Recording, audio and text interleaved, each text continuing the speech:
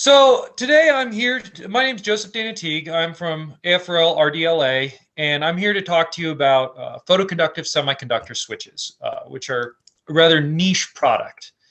I've got almost 10 years in higher energy laser system engineering, and as part of my master's in EE from UNM, I did my thesis on these particular switches, and as a result, have filed 4 patents or provisional patents related to them. So, a brief background on what a photoconductive switch is. It's an optically triggered electronic switch, high-powered electronic switch, rather than electrically triggered. So instead of a MOSFET where you have your typical gate, instead you drive the switch using a laser, and you rely on the bulk properties of the material to hold off high voltages and currents. So theoretically, these switches are capable of multi-kilovolt, multi-kiloamp, gigahertz speed switching. So they are 1 to 3 orders of magnitude faster than your typical high power MOSFET or IGBT, much faster than IGBTs. The reason we care about fast operating speeds is the faster you can operate, the smaller your other component sizes. You can drive down your inductor sizes drastically, which in high power electronic systems is a huge source of weight and volume issues. And then for other high power system, it's actually a potential spark gap or thyristor replacement, because these switches can turn on and off in a matter of 100, 200 picoseconds, which for electrical devices is obscenely fast. However, there are cons on these switches. Gallium arsenide, which is the most mature technology, the one that was sort of promised as the future of power electronics for photoconductive switches back about 20 or 30 years ago, is optically and electrically fragile, and the device doesn't last that long. Some of the device lifespans that Sandia has researched on the order of 10 to the 8th switching operations, which when you consider you're operating at megahertz speeds, isn't that long. You know, you're talking lifespans on the order of seconds or minutes, which is not useful from a long-term commercial use perspective.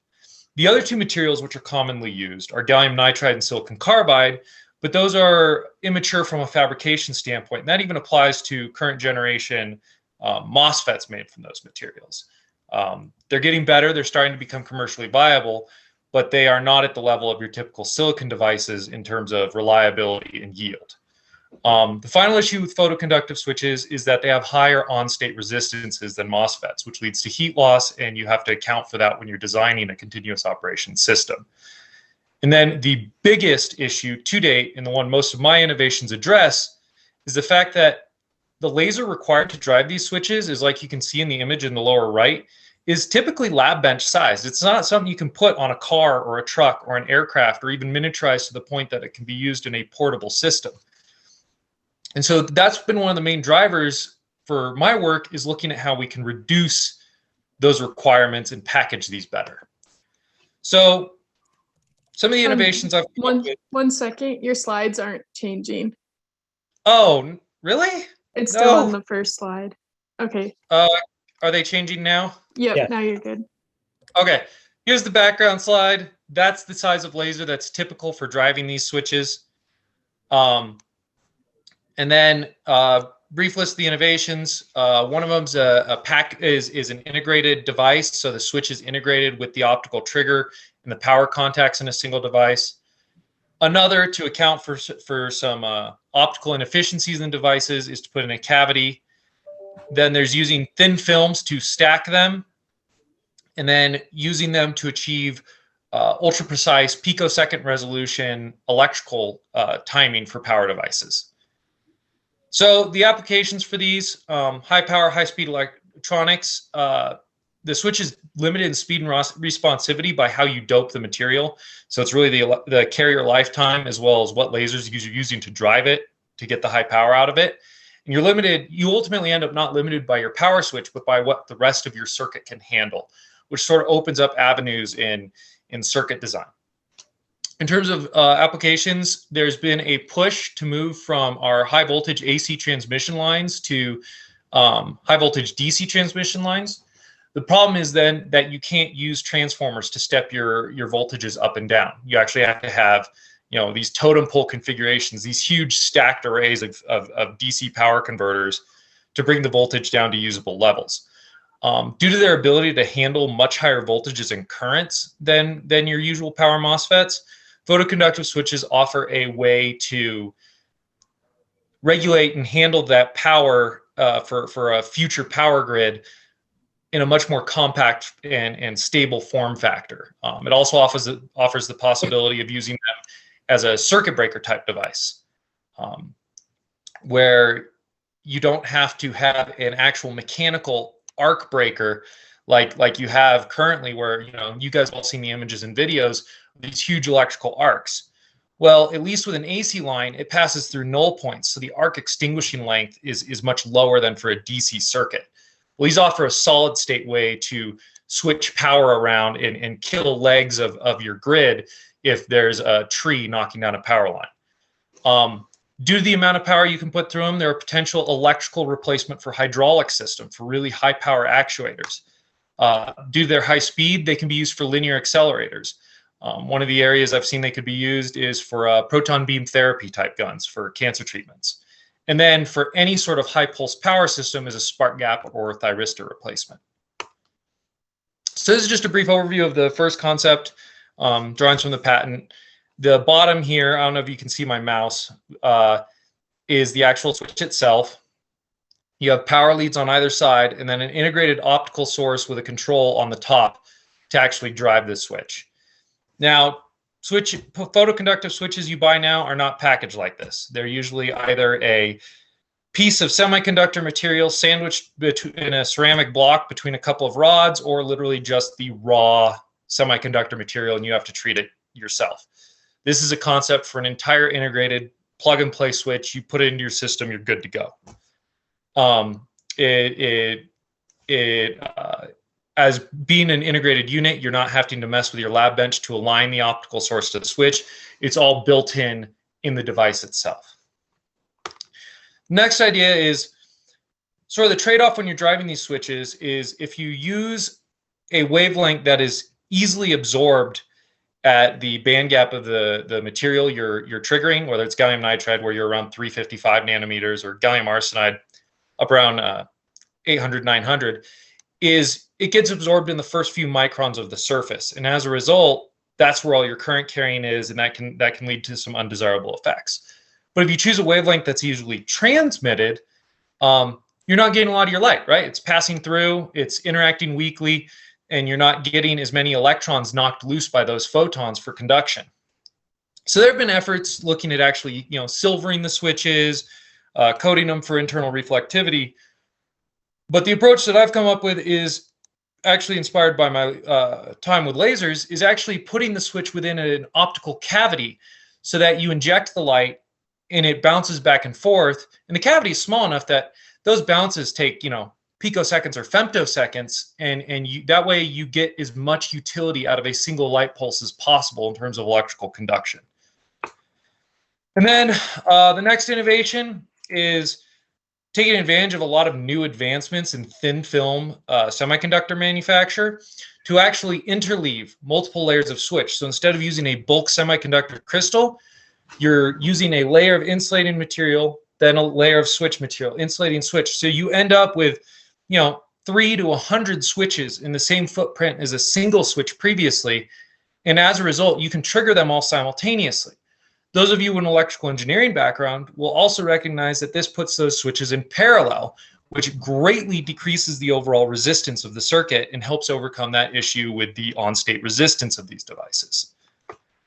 The final item is the idea that because these are optically triggered, we can reliably use the speed of light over a given distance to trigger 2 separate switches at a very precise interval for circuit control.